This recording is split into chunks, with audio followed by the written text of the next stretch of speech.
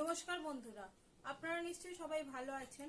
আমি আজকে কিছু রান্না করে আপনাদের কাছে শেয়ার করতে এলাম।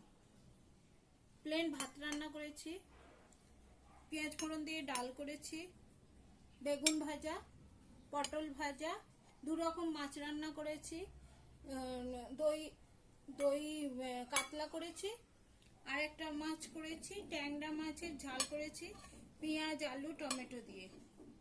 5 মিশালি সবজি করেছি, দু রকম স্যালাডের ডিশ রেডি করেছি। একটা আছে ফ্রুট স্যালাড, যেমন পেয়ারা, নাশপাতি, শসা, আপেল আর জাম। আর একটা স্যালাডের ডিশ রেডি করেছি যাতে আছে শসা, পেঁয়াজ, টমেটো, কাঁচা লঙ্কা। আর শেষ পাতায় খাওয়ার জন্য টক দই রেখেছি। কেমন লাগলো জানাবেন।